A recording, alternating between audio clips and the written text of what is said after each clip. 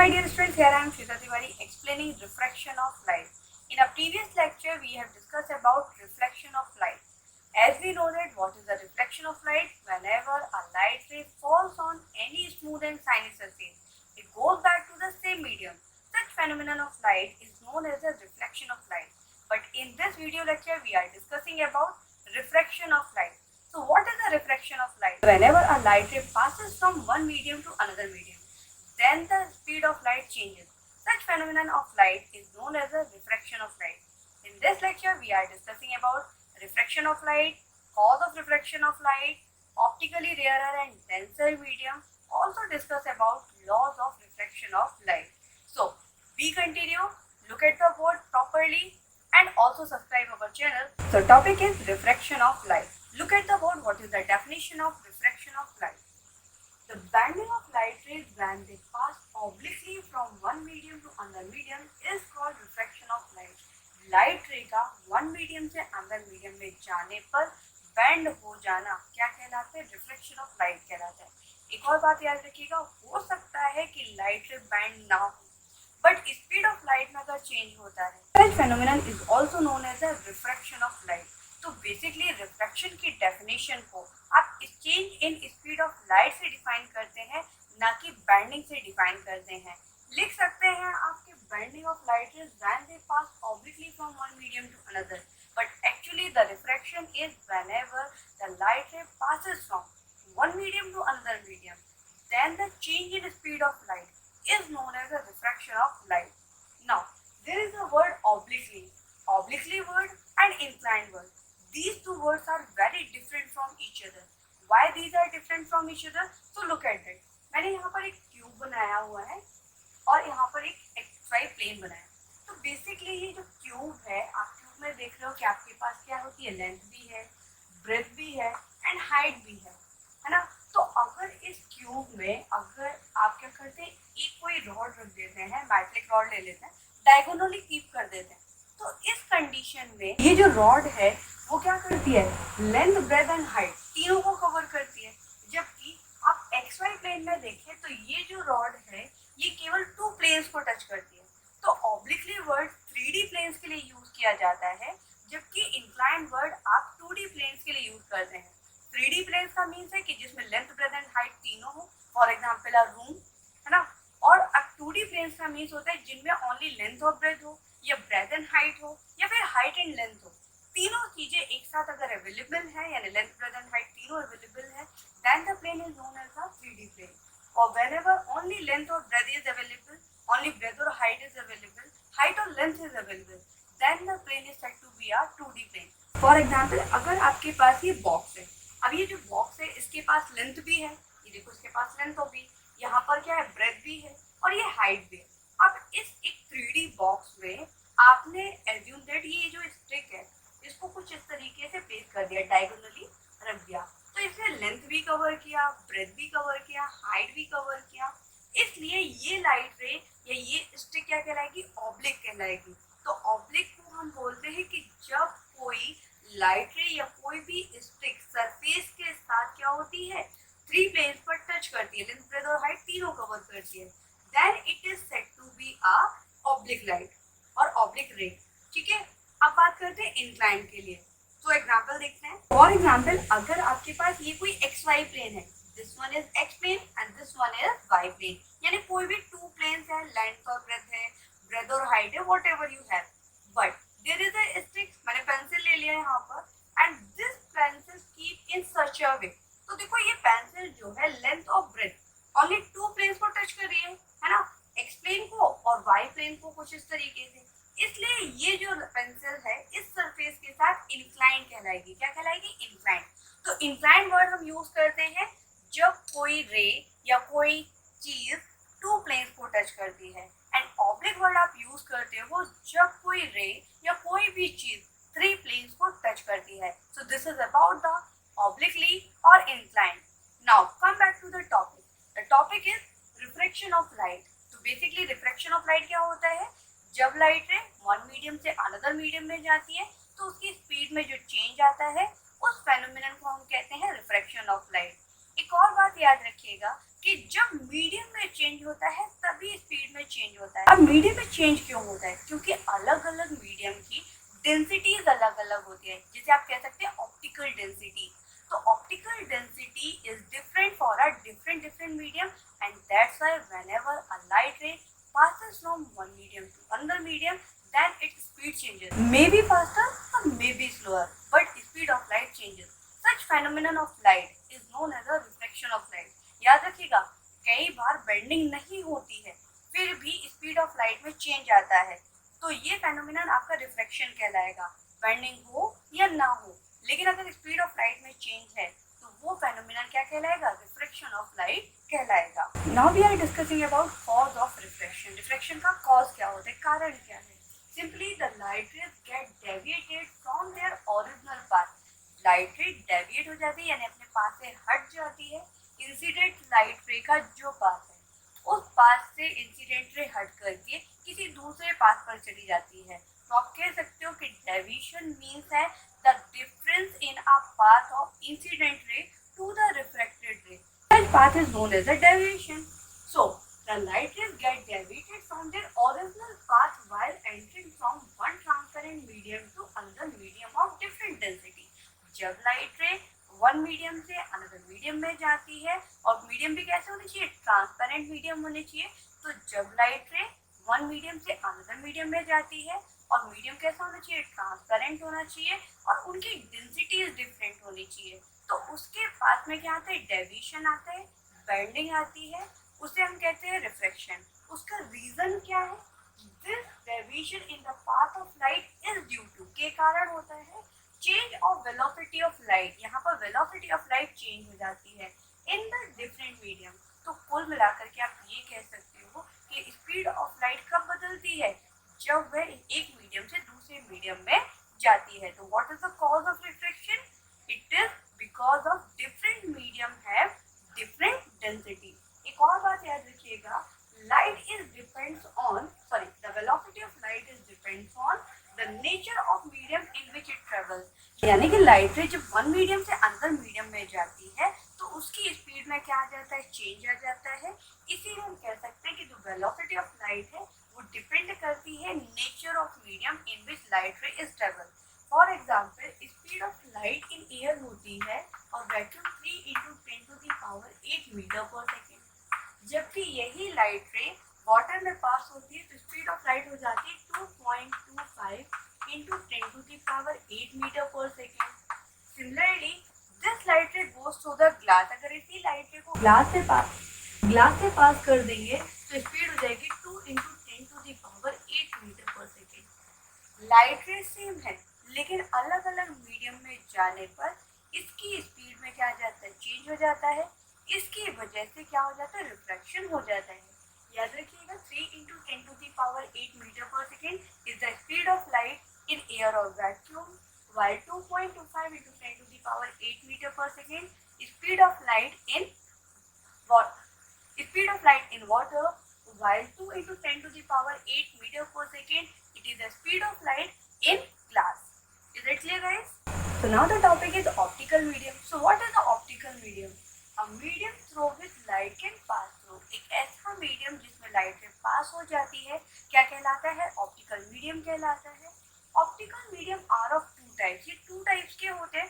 First one is optically rare medium and second one is optically denser medium. यानी कि optical medium two types के हैं, one of that optically rare and another is optically denser medium.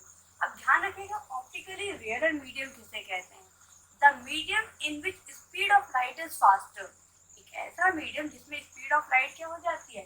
Faster. Speed of light अगर क्या हो जाती है? Faster हो जाती है, then such a medium is known as an optically rarer medium. While the speed of light gets slower. अगर एक मीडियम से दूसरे मीडियम में लाइट के जाने पर speed of light slow down हो जाती है तो उस मीडियम को आप ऑप्टिकली डेंसर मीडियम कहते हैं। एक और चीज याद रखिएगा कि optically rarer and optically denser medium define करने के लिए यहाँ पर आपको रिलेटिव स्टडी की जरूरत पड़ती है।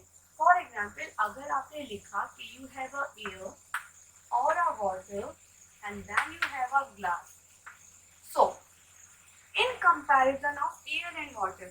Air is optically rarer while water is optically denser. But whenever we having a comparison between water and a glass, then water is optically rarer while glass is optically denser. तो आप overall कह सकते हैं कि optically rarer and optically denser medium को define करने के लिए रिलेटिव स्टडी की जरूरत पड़ती है. एक और चीज है कह सकते हैं कि ऑप्टिकली रेयरर मीडियम का मीन होता है कि the medium in which particles are very far from each other or the speed of light is faster, and such a medium is known as a optically rarer medium. While the medium in which particles are very closer to each other and the speed of light is slower in comparison of another medium, then such a medium is known as the optically denser medium. तो इस तरीके से आप optically rarer and denser medium को define कर सकते हैं.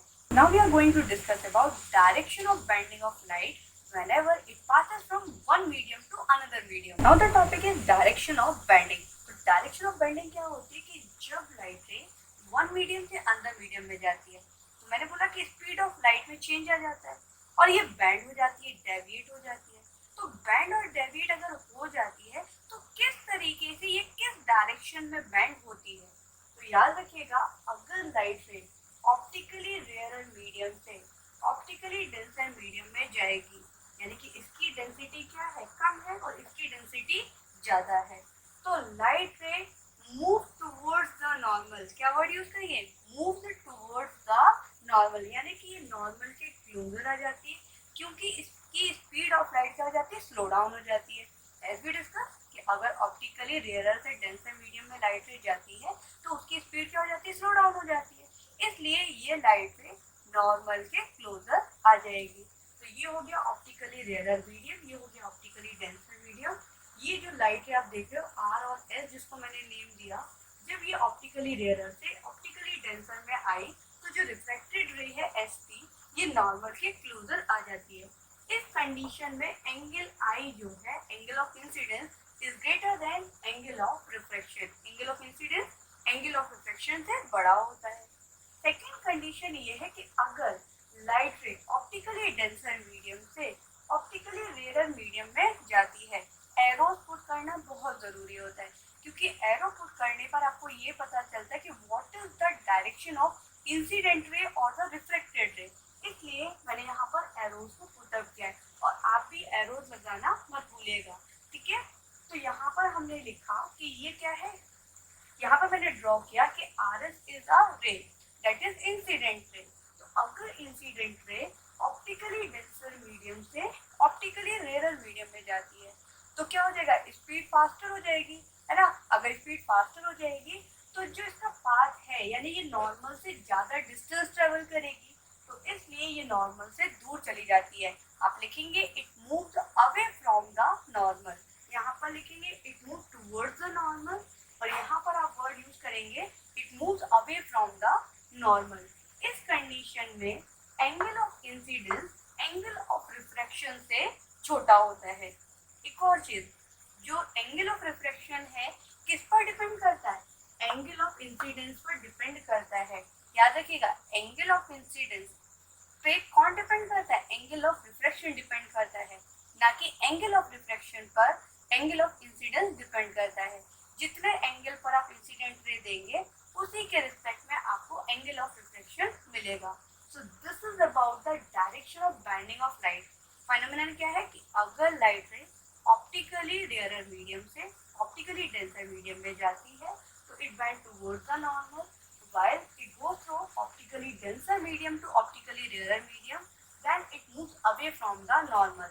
In a fourth condition, angle I is greater than angle R, angle of incidence, angle of reflection से greater होता है. In a second condition, angle I is less than angle R, यानी angle of incidence is less than angle of refraction. अब बात ये आती है कि एंगल ऑफ इंसिडेंस क्या होता है, एंगल ऑफ रिफ्रैक्शन क्या है, इंसिडेंट रे क्या है. तो नॉर्मल लैंग्वेज में आपसे डिस्कस कर लेते हैं कि ये जो लाइट रे है R S, the light ray डेल्ट falls on any refracting surface, such light ray is known as incident ray. तो आर एस को आप नाम देंगे इंसिडेंट रे.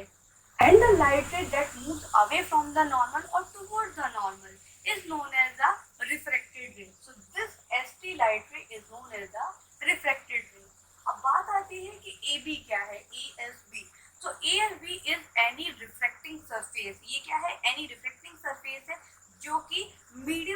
सेपरेट करने का काम करता है। हालांकि आप हायर क्लास में पढ़ोगे इसे आप इंटरफेस भी कहते हैं। क्या कहते हैं? इंटरफेस। इंटरफेस ज्योमेट्रिकली एग्जिस्ट तो नहीं करता कि कोई पर्टिकुलर प्लेन होता हो, लेकिन हम ये मान के चलते हैं कि it is the plane that separate the two different medium having a different density. तो interface means होता है the line or the medium, the line or the plane that separate the two different medium having a different density. उसको आप क्या कहते हो? Interface कहते हो। तो ये जो ASB सरफेस आपको दिख रहा है, बेसिकली आपको ये स्ट्रेट लाइन की जैसा नजर आ रहा है, लेकिन सही मायनों में ये क्या है? एक प्लेन की तरीके से है। अगर ये मैं कहूँ कि ये मेरा हैंड जो है ये प्लेन है, तो इस इंटरफेस के ऊपर एयर है, यहाँ पर क्या हो गया? सॉलिड हो गया। इसके नीचे भी एयर है। तो the thin layer that separate the two different medium is known as the interface. उसी को आप क्या कहते हो? इंटरफेस कहते हो। अब इंटरफेस हो गया, इसके बाद आता है कि the angle made between incident ray and the normal is known as the angle of incidence, while angle made between reflected ray and the normal is known as angle of refraction. एक और चीज, ये जो dotted line बनाई है, यानी कि जो रिफ्रैक्टेड प्लेन पर 90 डिग्री पर फॉल होती है, उसे आप क्या कहते हैं? नॉर्मल कहते हैं। So this is about the word that are used in our refraction topic. कौन कौन से यूज करते हो? Incident ray, refracted ray, normal, angle of incidence, angle of refraction and reflected plane. एक और लास्ट वर्ड बचता है पॉइंट ऑफ इंसिडेंस। ये जो पॉइंट ऑफ इंसिडेंस होता है, ये वो पॉइंट है जहाँ पर इंसिडेंट रे, नॉर्मल और रिफ्लेक्टेड रे सभी लाई करते हैं। हालांकि लॉज ऑफ रिफ्रैक्शन में ये डेफिनेशन भी बन जाती है कि what is the first law of refraction? When incident ray, refracted ray, normal all are lie in the same plane at the point of incidence. तो पॉइंट ऑफ इंसिडेंस क्या है? The point at which incident ray falls is known as the point of incidence. इन words को याद रखिएगा, ये आगे definitions and laws को अंडरस्टूड करने में आपको हेल्प करेंगे। Now we are discussing about laws of refraction. So first law of refraction is incident ray, normal, reflected ray all are lie in the same plane at the point of incidence. यानी कि ये जो RS है, ये क्या है? Incident ray, ST क्या है? रिफ्रैक्टेड रे, और ये क्या है? PQ is the normal. तो incident ray, normal, refracted ray all are lie in the same plane. Plane का नेम क्या है? ASB at the point of incidence. At point of incidence क्या है? S। तो आप कह सकते हो what is the first law of refraction? Incident ray, normal, refracted ray all are lie in the same plane at the point of incidence पर lie करते हैं। So this is the first law of refraction. So now we are discussing about second law of refraction. So what is the second law of refraction? The ratio of sine of angle of incidence to the sine of angle of refraction. The ratio of किसका? Sine of angle of incidence to the sine of angle of refraction. Condition क्या होती है? For a given pair of media, अगर आपको medium का pair given है and for a given color of light, और एक कलर ऑफ लाइट भी आपको गिवन है, तो इस कंडीशन में sin i upon sin r constant होता है। इस कांस्टेंट को म्यू से डिनोट करते हैं। म्यू क्या कहलाता है? रिफ्रैक्टिव इंडेक्स कहलाता है। क्या कहलाता है? Refractive index. हम अपने अगले लेक्चर में रिफ्रैक्टिव इंडेक्स के बारे में प्रॉपर्ली डिस्कस करेंगे। सो कीप वॉचिंग, है ना? अगले लेक्चर को भी देखिएगा जिसमें आपको मिल जाएगा क्या? Refractive index. So refractive index क्या होता है? Ratio of sine i over sine r, जब आपको मीडियम कैसे हो? गिवन हो, पेयर ऑफ मीडियम गिवन हो। ध्यान रखना, पेयर ऑफ मीडियम गिवन हो और कलर ऑफ लाइट गिवन हो, तो sine I upon sine R constant होता है। इस कांस्टेंट को आप म्यू से डिनोट करते हैं। म्यू क्या कहलाता है? रिफ्रैक्टिव इंडेक्स कहलाता है। And this overall law is known as the Snell's law कहलाता है। One more thing, Snell's law जो होता है, एंगल ऑफ इंसिडेंस अगर इक्वल टू 0 हो जाता है, या हम ऐसे भी कह सकते हैं whenever a light ray falls on any surface normally, तो इस कंडीशन में एंगल ऑफ इंसिडेंस क्या हो जाता है? 0 हो जाता है। तो इस सिचुएशन में स्नेल्स लॉ एप्लीकेबल नहीं होता है। तो याद रखिएगा, स्नेल्स लॉ कब एप्लीकेबल होता है? जब गिवन पेयर ऑफ मीडियम हो, साथ में गिवन कलर ऑफ लाइट हो, लेकिन अगर एंगल ऑफ इंसिडेंस 0 हो जाता है, यानी कि इंसिडेंटली किसी सरफेस पर नॉर्मली गिरती है, तो इस कंडीशन में स्नेल्स लॉ एप्लीकेबल नहीं होता है। सो आगे हम अभी फिगर के थ्रू डिस्कस करेंगे कि किस तरीके से आपको गिवन पेयर ऑफ मीडियम की जरूरत होती है और किस तरीके से लाइट पर ये डिपेंड करता है, कलर ऑफ लाइट पर ये डिपेंड करता है। नाउ लुक एट द रे diagram for verification of second law of refraction. First figure is कि आपने देखा कि अगर इंसिडेंट रे मीडियम 1 से मीडियम 2 में आती है, इस कंडीशन में angle I is greater than angle of R, यानी एंगल ऑफ रिफ्रैक्शन। तो यहाँ पर मीडियम 1 का क्या हो जाएगा, ऑप्टिकली रेयरर, व्हाइल मीडियम 2 क्या हो जाएगा, ऑप्टिकली डेंसर। इस कंडीशन में जो sine I upon sine R है वो तो कांस्टेंट है, लेकिन अगर आप क्या करते हैं, लाइट रे को मीडियम 2 से मीडियम 1 में पास कर देते हैं, तो इस कंडीशन में जो sine I upon sine R है वो कांस्टेंट तो आएगा, लेकिन इस वाले का sine I upon sine R is equal to नहीं होगा इस वाले sine I upon sine R के। क्यों नहीं होगा, क्योंकि यहाँ पर लाइट रे ऑप्टिकली रेयरर से डेंसर में आई, इसमें एंगल आई एंगल आर से कैसा है, ग्रेटेस्ट है। यहाँ पर लाइट रे मीडियम 2 से मीडियम 1 में गई, ये ऑप्टिकली डेंसर मीडियम है, ये ऑप्टिकली रेयरर मीडियम है।